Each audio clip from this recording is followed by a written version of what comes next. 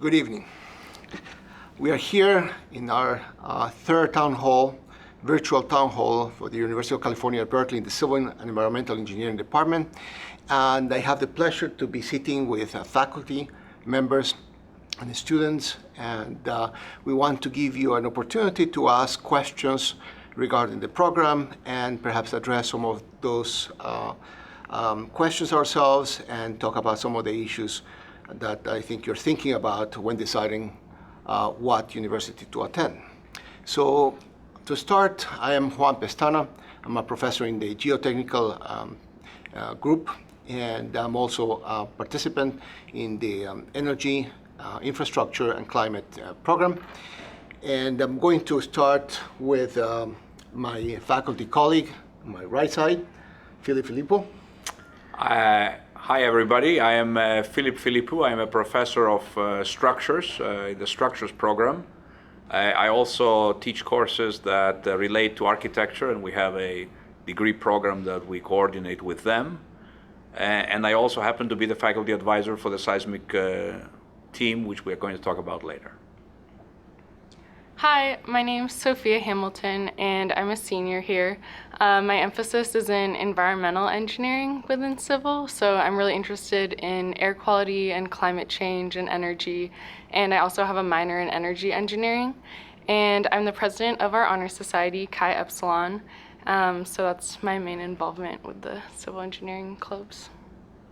Again, I'm Juan Pestana. I'm a professor in civil engineering. Focusing on geotechnical issues, I have been a faculty advisor for both ASE and Chi Epsilon, and I'm now the chair of the outreach committee for the department.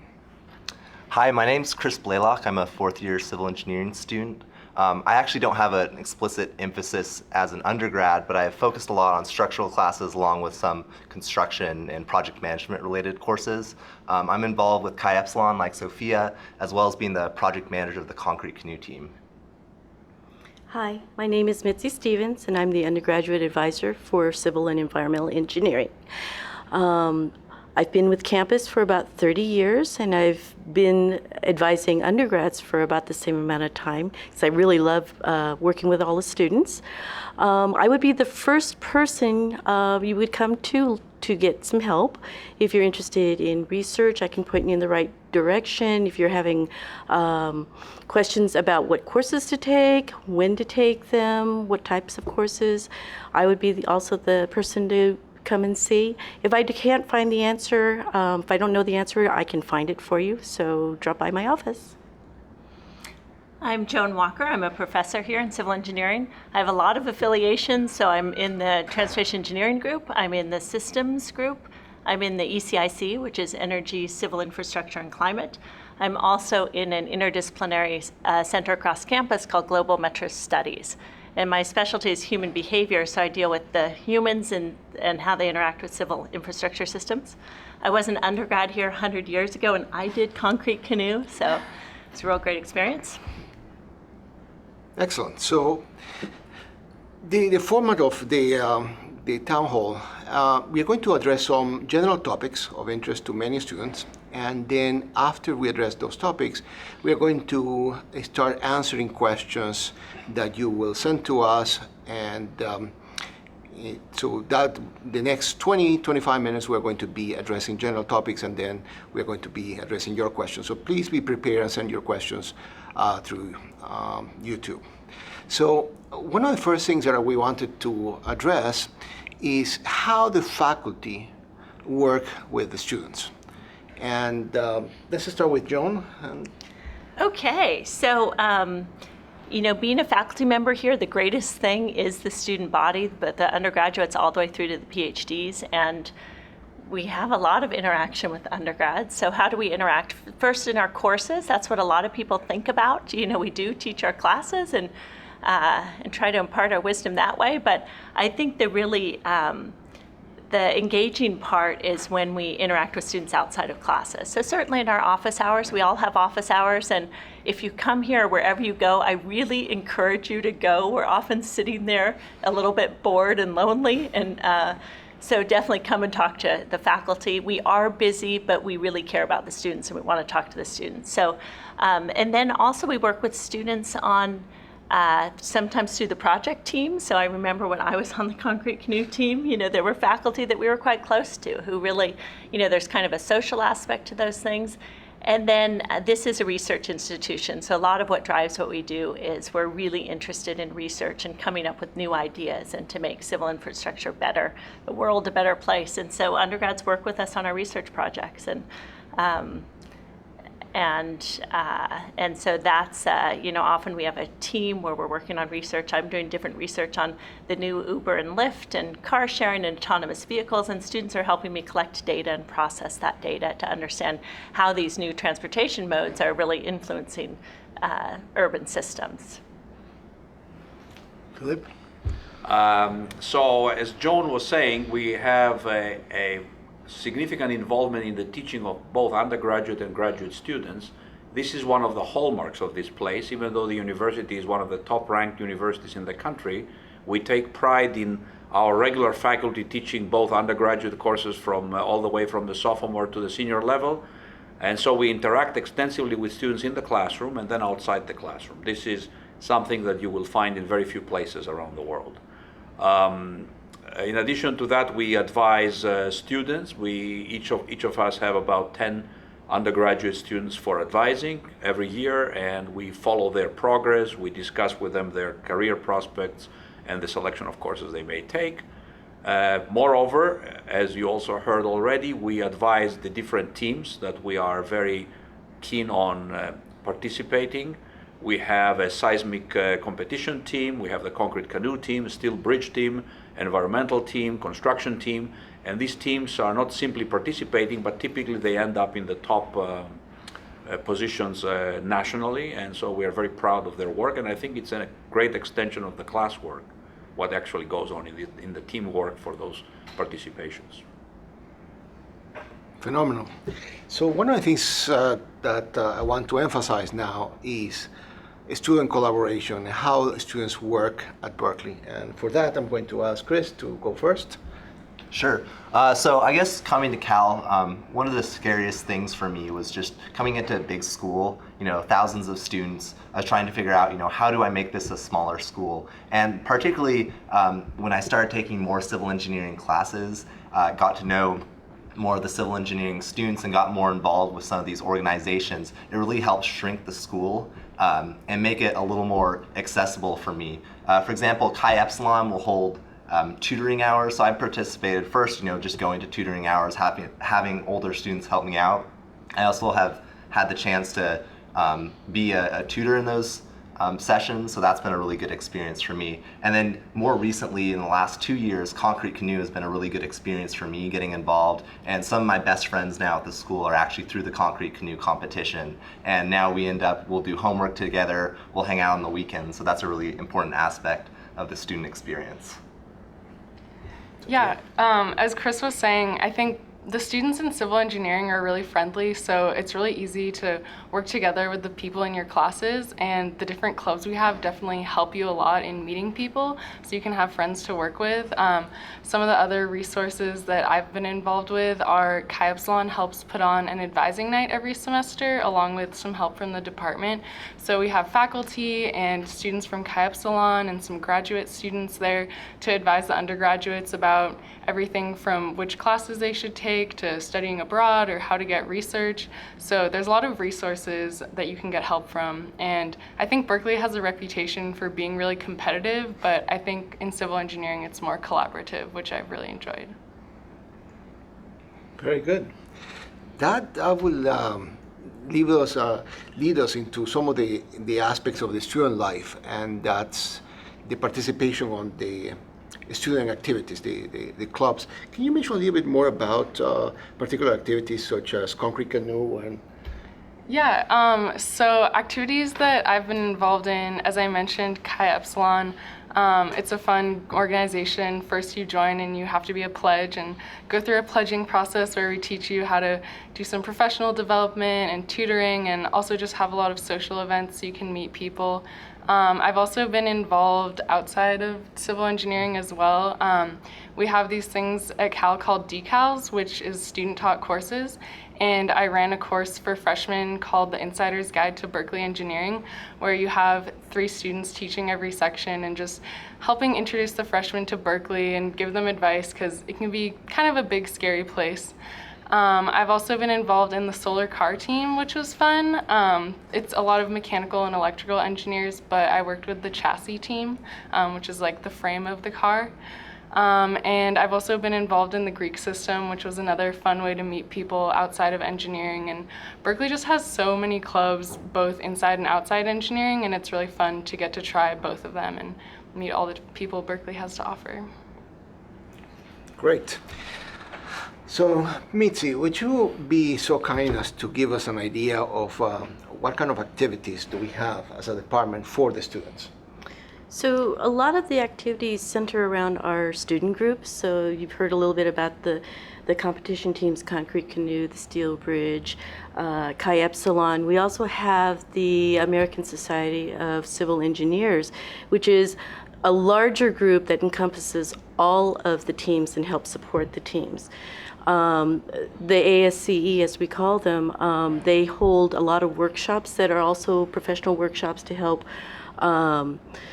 guide students, give them an idea of how the interviews go. They also have info sessions where they invite companies to come and talk about their companies, and sometimes they will have interviews at that time.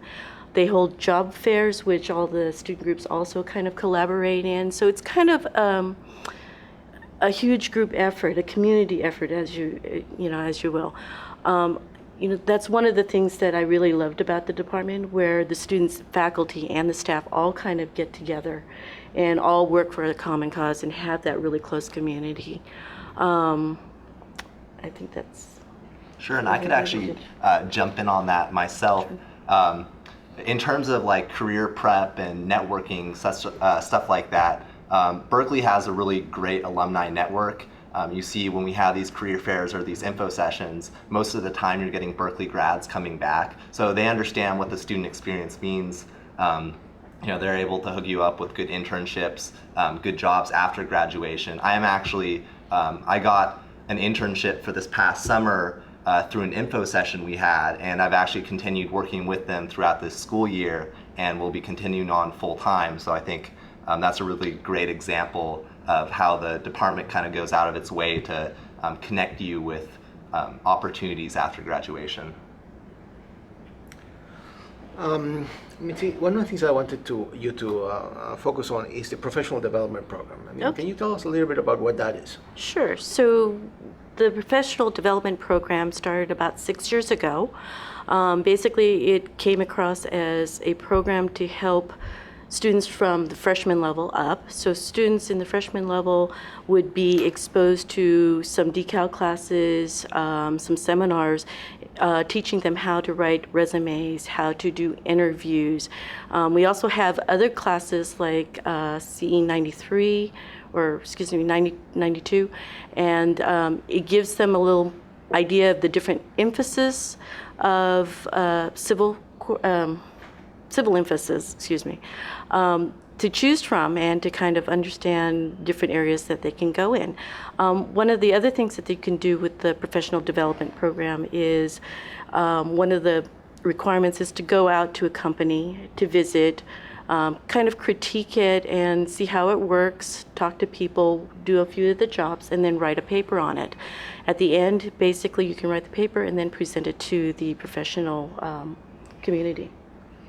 That's right. And in fact, I happen to serve as the chair for the outreach committee when that program was developed, and I had the pleasure to essentially direct the freshman seminar. The CE 92, which is the freshman seminar, is a seminar where we expose the students to different disciplines within civil engineering. So we bring people from the industry, many of them are CEOs or managers that are well versed with the range of opportunities in their particular discipline. And what we do is we go over more of to showcase what kind of projects a person that is working in civil engineering will participate in. And so that's the objective of the freshman seminar, is to provide a framework to essentially spark the interest in the different disciplines. And of course, at that stage, you are going to be taking some of the freshman classes, which are tool classes, your basic classes that you are then going to build upon to go to the discipline that you choose. So the next 2 years, year number 2 and year number 3, we focus on essentially DCAL courses, which are essentially student-run courses when we bring faculty and we bring participants from the industries to essentially give you a glimpse of how to act in a professional environment. So we essentially talk about how to write a resume, how to prepare for an interview, what kind of activities do we do, what is the kind of professional behavior that is expected in the real world. And then finally, we go C192, which is sort of the final seminar, in which we bring again some of the people from industry, but now we go into projects in a lot more detail. So it's not a showcase anymore. You now have all the tools. You may have taken all the courses in your particular discipline, and now the particular talk becomes alive with the details that essentially brings civil engineering alive. So the professional development program also has a leadership components. So you are actually required to participate and to be in a leadership position. You are required to give presentations, and at the end you get a certificate of participating in that program. So many students have actually chosen that. It's an additional work, but it's doable, and most students say that it's very rewarding for the time invested. So as far as the careers and the career preparation, one of the comments and the questions that students have is what kind of opportunities do they have once they get to Berkeley? What kind of traineeships do they have? What kind of research that they can participate? And I want to address a little bit of that, and then I'll pass to some of my colleagues. But one of the things that we do here is that we encourage the students to actually do research. And so there are undergraduate opportunities for research. Most of those opportunities appear in the 3rd and the 4th year. Typically the 1st and the 2nd year, most students are focusing on the basics. Many students actually have summer jobs. They have summer internships, and we encourage that. And so most likely you're going to be able to do a summer internship the 1st year, the 2nd year, and even the 3rd year. But you can also exchange that for a summer job working in a research program. And I happen to be the director for the Pavement Research Center. And we have, after teaching my class, which Chris survived, last semester, I was able to essentially hire 7 students to work with me at the Pavement Research Center. So they are currently working there. Some of them are continuing for the summer, and some of them are only doing it during the semester. But it's an opportunity to be exposed a little bit to research and to do some work in an area that you may not be familiar with. Anybody wants to talk about internships or particular opportunities for internship in the different disciplines? I can talk about my experience with that. Sure. Yeah. Okay. So I've had experiences with both internships and research. For internships, the summer after my freshman year, I worked at an energy engineering consulting company in San Francisco, which was really interesting. And then I also spent the other half of the summer doing a study abroad language program in Sweden. And the next summer, I did a summer research program. I haven't done research here at Berkeley, but there's a really cool program through Berkeley called the Cal Energy Corps, which has research internships over the summer all around the world that are paid for, and they're all related to sustainable energy. So I got to go to Hong Kong and study the urban heat island effect, which is how cities will get a lot hotter than the areas around them. And we were studying how if your city is more dense, does that make it hotter because your radiation will be reflected back and forth more, or does the shading help make it cooler? And we concluded that the denser your city is, the shading will actually make it cooler. But that was a really fun experience, getting to travel and do research. And the other summers I've done more internships. Sure. I kind of mentioned it before, but I had the opportunity through one of the info sessions here with a construction company that does a lot of large construction projects throughout the Bay Area. So I got to spend my last summer working on a construction project in downtown San Francisco, which was a lot of fun because I'd get to go in there every day, work there, and then luckily they had an opportunity at the Lawrence Berkeley National Labs right by campus. So now I'm working on a project up there that I've been doing for the last 6 or 7 months now. So I'm able to just hop on a bus, go and continue my relationship with that company, which has been a really good experience. And what they say is they really love hiring Berkeley grads because the foundation we have, they'll be hiring from a lot of different schools, but they kind of see that the general diversity in what we learn here is really important for basically any sort of employment opportunity. Any comments on opportunities and In terms of systems? doing research on campus, it's really easy for undergrads to get involved in research here. It's, it does take initiative on your part for the most part. Sometimes we will pluck students out of our classes, but the key is to look around and figure out what areas excite you and go and talk to those faculty. We're always willing to take students on our projects. This is a research institution, so we're really trying to come up with new ideas and new solutions, and we're trying to train students who will also, go out there and come up with the new ideas and new solutions. So getting involved in that research side, I think, is a great experience. Philip? I was briefly going to mention the opportunities that exist within our world-famous Earthquake Engineering Research Center, which is one of the many research centers we have on campus.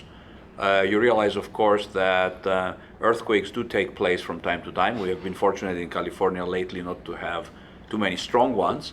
And in the process of identifying the damage during earthquakes, we send out teams of students that get organized by the center. We have also opportunities to process the records from those earthquakes, for which undergraduates are well suited. And so there is quite a number of internships available through the Earthquake Center that students can take advantage of. I was going to mention a couple of things regarding internships. Most of our faculty are practitioners as well. So not only we do teach, but we do provide service to companies, to advisory boards, to the government.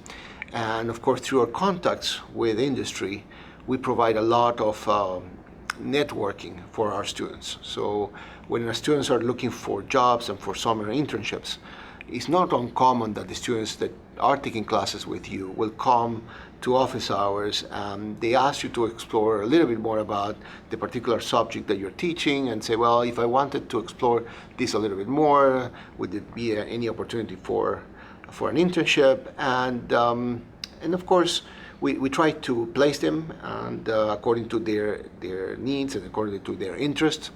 And one of the things that we do notice is that this actually is phenomenal because it gives the opportunity to actually, the student to actually try something that they haven't tried before, to explore in a little bit more detail, to have a real life exposure to the practice in that particular discipline. And then if they do well, one of the things that happens is that the companies, they do like to hire the undergraduate students that they have had for the summer interns.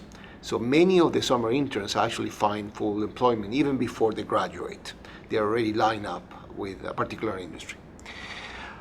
Since several people here have mentioned the topic of study abroad, I was one of the faculty mentors for study abroad, and I have been doing that on and off for the last few years. And one of the things that we have for our students is the opportunity for the students to go abroad and either take classes to enrich their program or to essentially do something different. And again, we tend to work with the students very closely when they're doing study abroad. We want the study abroad to be efficient, and there are initiatives on campus right now to sort of pre-approve certain courses at given universities, so to make it easier for the student when he goes abroad to a particular university to know exactly what courses are they going to get credit for, and that provides a significant help in planning your degree. And so that's an important issue, and I know that Sophia mentioned that this is an opportunity. Most students typically go to English-speaking countries. Most of my students, the students that I was supervising, went to Australia, to New Zealand, and many others went to Europe and or South Africa. And so again, there is a vast network of opportunities to go abroad and enrich your academic experience. So with that, any final comments that we want to mention about? Now, I want to ask you something. Yes. Joan, of course, is not only a professor here, but she was also a student. She Yes. actually went through Last through a century. No. Yeah. Last millennium. Last millennium, that is true. But you perhaps have a big perspective of how is you have seen it from both sides. What do you see? What makes Berkeley unique? What makes Berkeley tick for you? Yeah, it's a good question. So I think there are two things in this level. One is that, Berkeley's just so strong. Berkeley's big. We do everything well. The only thing we don't do is we don't have a medical campus, but our last Nobel Prize was in medicine, and so we actually do that pretty well too. And so the caliber of everyone on this campus, from the staff to the students, the faculty, is so high and so diverse. And then combined with that, it's a really warm and friendly place. I think that everyone here wants everyone to succeed, and there's a lot of collaboration, and that leads to a really interesting interdisciplinary environment that, and it's kind of a relaxed, like I was out in Boston actually for 15 years between my undergrad and coming back, and I was teased about being a laid-back Californian. It is it's this intense environment, but it has a warmth and a relaxed environment to it that it just makes it such a great place. People are happy to be here, and yeah, we're intense and we work hard, and but there's nothing like it. Yeah, I couldn't agree more. So what are we going to do now is we are receiving some questions live, and we are receiving some questions offline. And what I'm going to do is I'm going to pose the question, and I'm going to ask the panel here to address those questions, okay? So the first question that I have here offline is, can I graduate in 4 years? So anybody wants to take that? Oh, I'll take that. Definitely. You would have trouble not graduating in 4 years. You'll find that, I know for a lot of other schools, particularly in California, it's tough to get through in 4 years. However, the curriculum here is really well set up that you can definitely get through in 4 years. And in fact, if it's looking like you're not going to, you'll be pulled into Mitzi's office, and very quickly you will have a plan to be done in 4 years. I know that said, you can petition to have an extra semester if you have a minor, or if you do a special study abroad program or something like that. But in general, I would say it's definitely not a fear that you don't get done in 4 years. And I'll just add that I had a minor on top of my major, and I'm still finishing in 4 years, so it's not too difficult. And you went abroad? No, Oh, in the I summer. didn't go abroad during the school year, just during summers. That would be more impressive. Yeah, the way most students do it is you come in with a lot of AP exams, and so a lot of those AP exams do count for some of the lower division courses. So that kind of helps you, stay on track and be able to graduate in 4 years. Yeah. I also want to mention that more recently the department has opened some of the courses that perhaps may be impacting your progress towards your completion. They have opened those courses in the summer, so it is possible to actually even accelerate your graduation. I've seen a few cases in which students have graduated in 3.5 years. It's not common, but it's possible. And again, I think the issue with the study abroad, especially if you go study abroad during the fall semester or the spring semester, I do think you can graduate in 4 years. In fact, we're encouraging you to graduate in 4 years, but you do have to plan it carefully. So you do have to meet with your advisor, and one of the things that I cannot say enough is that you will have opportunities regarding guidance for your career that you have to take advantage of. I mean, your advisor here is looking after you, but it requires you. So it's very difficult to guide you and to provide feedback if you don't go and talk to your advisor. So again, it is possible. It is possible to even graduate in less than 4 years. I've seen people that graduate with more time because they're doing other things. They're doing minors in other disciplines, or they're doing combined programs. But in general, 4 years is pretty much the norm. Excellent. Can you go abroad while pursuing an engineering degree? I think we answered that already. You can go abroad. It's normally done during the school year, either the fall semester or spring semester. I have not seen it done during the entire year, but it's possible. Could you talk about your interaction with faculty? Sure. So I think the one thing I've really been struck by, particularly with the civil engineering department, is how friendly the faculty are. And I'll have to be completely honest, some departments outside of civil engineering, I haven't seen that. I went to one or two of my lower division classes where there's maybe 500 people in the class. You'd go and it'd be a bit more geared towards, talking to your GSI, which is a graduate student instructor. And the professors would be friendly, but not quite as engaged. However, particularly in this department, anytime you're in a class, you're having trouble, professors are really open with office hours. You can send them an email, set up extra times. I know also we each have a faculty advisor, so at least once a semester we have to check in with them, go over our class schedule for the next semester, and just kind of discuss how everything's going. However, I personally found I can go meet with my faculty advisor even more than that, and just chat about things, how are things going, talk about careers, grad school, anything like that. And I've never really come across a professor who hasn't been incredibly helpful and friendly with that. Even me? Even you. Yeah, No pressure. I would agree that our faculty are super approachable. Just one anecdote about that was in the introductory concrete class that everyone has to take.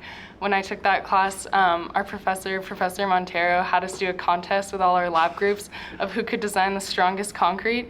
And supposedly the winning team from every lab section would get to go have pizza with our professor. But then he said that anyone could just come. So I didn't win the contest, but I got to go and have pizza with him anyway. So No pressure. they're really nice. All right. Here we have a question. What makes Berkeley unique? Anyone? Philip. First of all, you got to realize that there are very few places in the world that are so blessed in their natural setting, which means that people are naturally happy living in such a great place.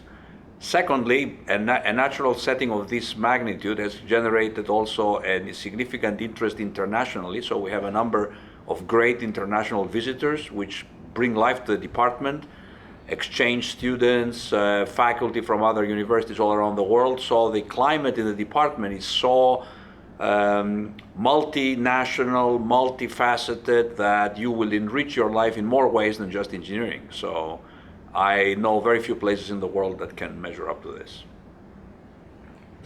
I think what's special about Berkeley is it's really cool being at a big school where you have everything. And I think that makes the people here very interesting because everyone has a lot of diverse interests that you can pursue. For example, I've taken a lot of classes in the Scandinavian department just for fun outside of civil engineering. And it's cool that you can just be exposed to everything. Like, we have an amazing engineering program, but there's so much school spirit and everyone gets really excited about the football games. So I think you get a really amazing experience having everything here.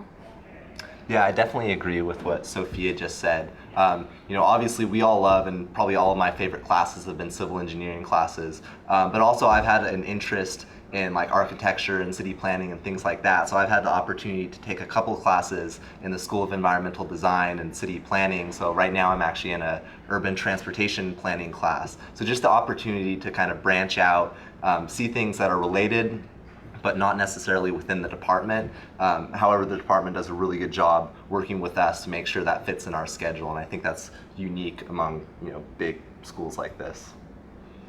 So Berkeley is the first University of California built, and so there's a lot of historical value in Berkeley itself. So you can take a look at the Phoebe Happerson Hearst, the Julia Morgan buildings.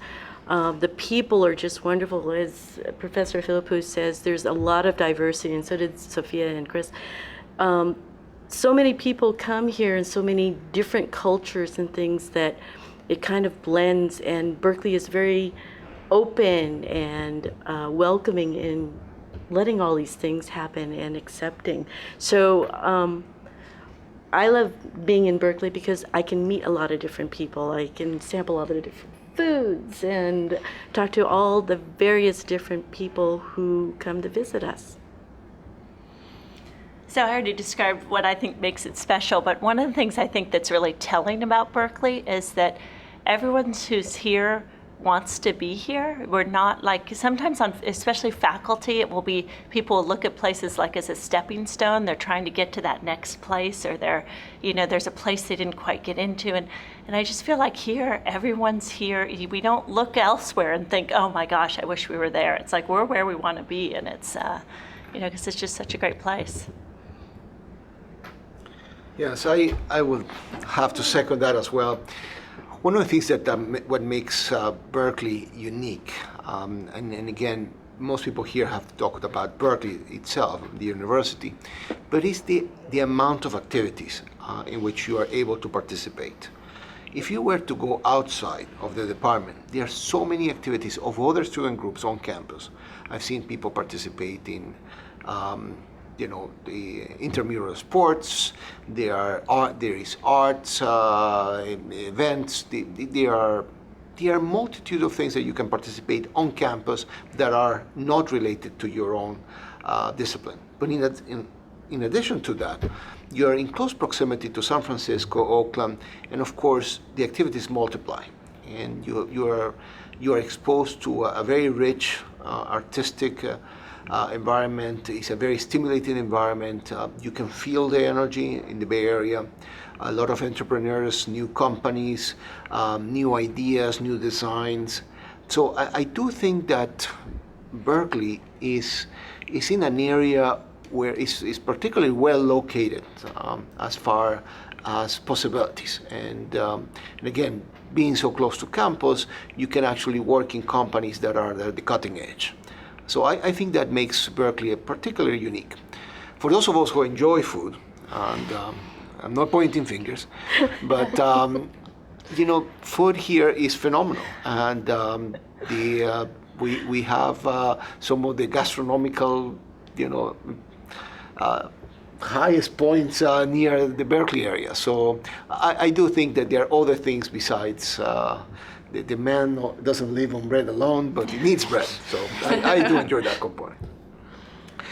So I have another question here that was related to something that we talked before, and it was, how much space do you have in my career to take courses outside civil engineering or non-technical courses? Well, the way that it works for our major is you're supposed to take at least 6 humanities classes outside of engineering, and if the rules are still the same, you can get out of 2 of those with AP classes, and 2 of them have to be about reading and writing, and then the other ones you can choose basically whatever you want.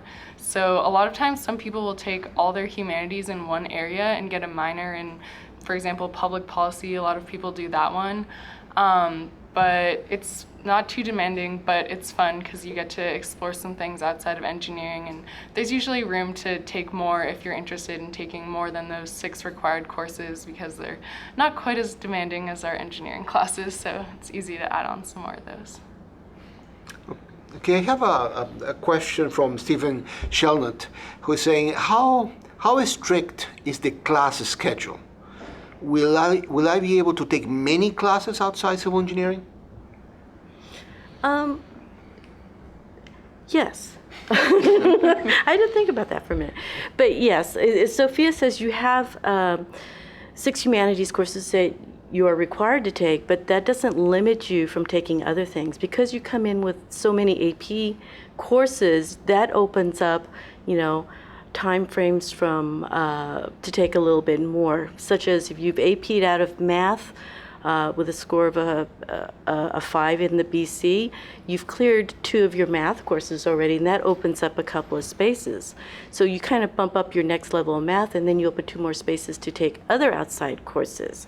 There's a lot of PE courses that you can take if you like sports or just physical fitness.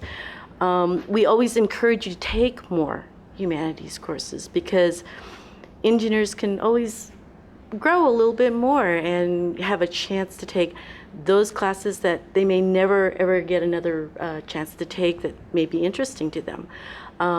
When I talk to seniors, they get down to the end and they find that some of them will have at least 2 classes or at least 3 classes of technical courses. That opens up some space for them to take, maybe 3 other classes that they're really interested in, and you can take those pass no pass and just really have fun for your last semester. So it is very possible to take more courses that are non-technical.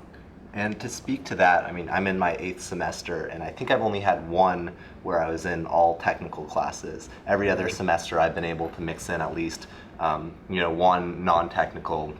Right now I'm actually in 2, so I'm in 2 civil engineering classes. I'm in the transportation class, which is more the planning side of things, and I'm also in a UGBA, which is undergraduate business and association, so that kind of focuses on some finance stuff. So you definitely are able to fit other classes in, but at the same time I think most people who are graduating will have taken more civil engineering classes than are required just because we like it. Like, we find stuff that we're interested in and we like taking more of that. So there's definitely flexibility, but you'll find yourself, finding things that you really enjoy. I suppose also the question may refer to taking courses that are other technical courses that are outside civil engineering. So there is also opportunity within the College of Engineering to take courses outside civil engineering that are in mechanical, IOR, operations research, electrical engineering, computer science. So I suppose if the question was addressed for that, I think there's plenty of opportunity. So for the civil engineer, you've got 15 units of technical electives that you can choose from, and you can take them from any of the engineering emphases, the mechanical or nuclear. So there is some freedom to do that and kind of broaden your overall experience here in civil. For those of you who are listening to us, 15 units, typically our classes are 3 engineering units, so it's 3 units, so that would be 5 technical electives that you can choose, and you can actually take some of those courses outside of the department. I have a question here regarding advising. Who can advise me about classes, and who can advise me to take the right classes at the right time? Who wants to take that? I can take that one. Okay. So basically you would start with me. I'm the undergrad advisor. So I bring you into my office and we talk a little bit about what you wanted to do. If you're an upper division student and you needed a little more guidance in the area of emphasis that you're interested in, I would then refer you to your faculty advisor who has all the expertise depending on what you're interested in. Or if you don't know, I talk to you a little bit more and find out what you like, and then I kind of refer you to the appropriate faculty like Professor Philippou or Professor Prestana. The other thing that you can also do is you will also have a 3rd advisor. So basically you'd have 3 advisors. You'd have me as your departmental advisor, you'd have your faculty advisor, and then you would have a college advisor who would walk you kind of through all the bureaucracy of the college. And all 3 of us put together, you can come to at pretty much any time with any issue that you have, and we can assist you with these things. Faculty and staff they work hand in hand. I've had some faculty who would contact me if they noticed that there was wasn't a student in class, and they would kind of ask me if there are things wrong or, if I knew what was going on. And the faculty do care. And they will always come and engage with you and try to find, how they can help you. All right, all right. And let me follow that. I mean, that's kind of the formal system, but there's a big informal system also. Like, you can talk to any faculty at any time about your courses. I think the students do a great job of advising each other, and Chi Epsilon has all sorts of infrastructure to try to help students figure out how to figure out their classes. So. Yeah. To mention more of it? Oh, well, I was just going to say the faculty who aren't your advisors are really helpful too. I've had professors where I really liked their class, so then I asked them which other classes I should take that were similar, and that's really helpful. And actually, to add one more thing, to get even more informal, one piece of advice, regardless of where you end up going to school, is befriend an upperclassman, because having someone who's kind of gone through it before is incredibly helpful. And I think some of these organizations like the competition teams or Chi Epsilon or ASE are really good opportunities to kind of meet these people and get to know them.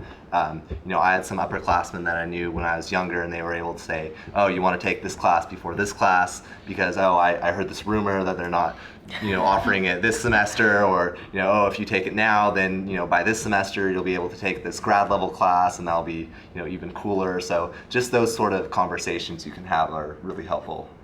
All right. Okay, I have a question here regarding class size. And it says, I have heard that Berkeley classes are really big. Will I get lost in a big class? Well, so there's a lot of different class sizes here at Berkeley. In the beginning, they'll be bigger and scarier, but I don't think you really get lost. You have discussion sections with your GSI, and those big classes are the ones like math and physics where it's not as specific to your major. But I think as long as you make friends in those classes, like Chris and I think had like all the same classes our first semester, so we were in a giant math lecture together, but you just make friends and work together. But then once you get into the upper division civil engineering classes, they're a lot smaller, like I don't know, somewhere between like 20 to 60 students. It kind of varies, and then it's more specific to what you're interested in, and the professor is more invested in like you as a student, so you won't get lost. And you can even take like really small classes in other departments. Like I took a Finnish language class that had like 8 people in it, so that was pretty fun. Yeah, I definitely agree. Some of the earlier classes for your lower division credits can be a little scary because you go in and there might be a couple hundred people in there. However, all of these large classes, they have smaller sections, so you'll work with another 10 or 15 students and a graduate student instructor. So that kind of shrinks the size of these classes. And then for the the upper division civil engineering classes, those never really get much bigger than 40 or 50 people, and a lot of them are actually closer to maybe 20 or 30. So there, you can get to know the professors, get to know the graduate student instructors, and also by then a lot of the people in the classes, so that also helps.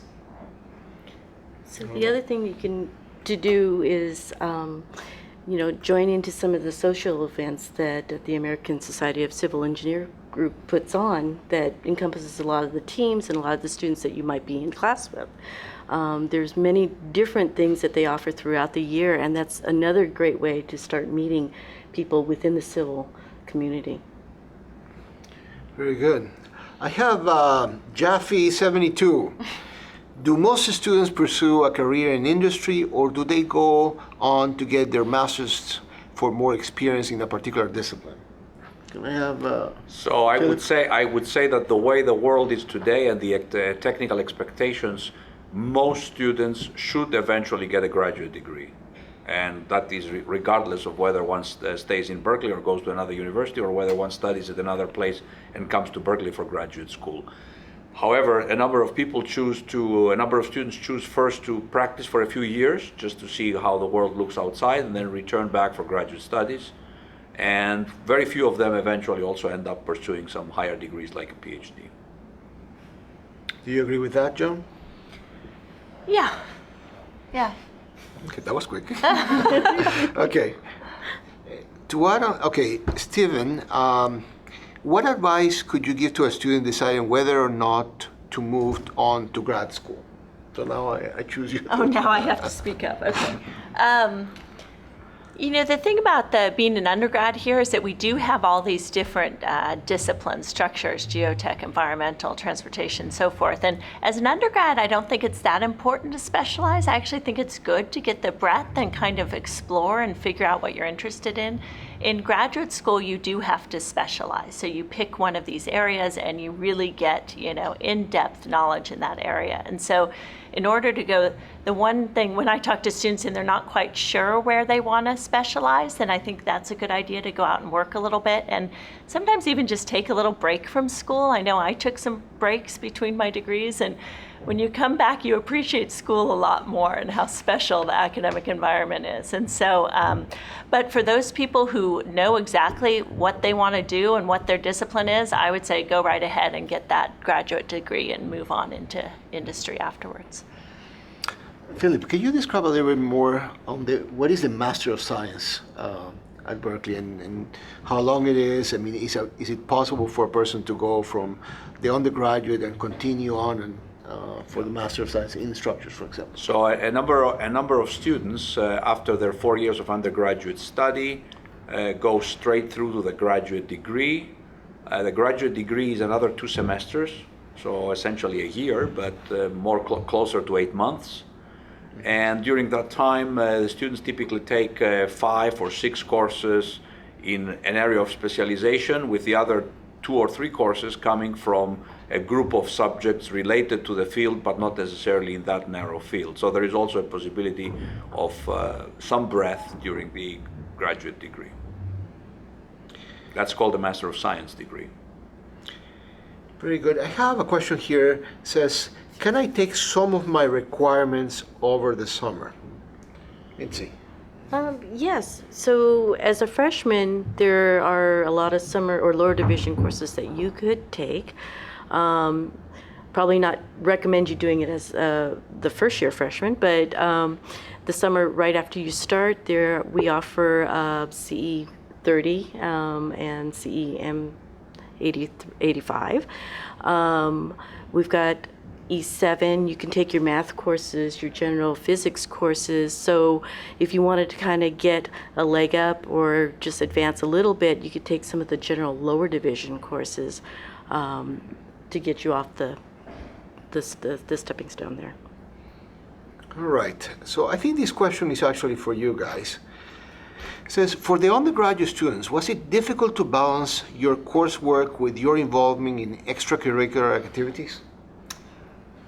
Honestly, I think it works in the opposite way of what you might expect. Some people you might say, oh, like you're spending all this time doing this extracurricular activity. Does that take away from the amount of time you're studying? And I think in some weird way, for example, in concrete canoe, the more time I spend in concrete canoe, the more comfortable I actually feel in classes. And you develop friendships and relationships with people in these organizations to help you out, and you have a support network for these classes. So in the end, it can be challenging, but I think it actually helps getting involved with a lot of these extracurriculars when it comes to schoolwork. Yeah, I didn't do any extracurriculars that were as time-consuming as some of the construction teams.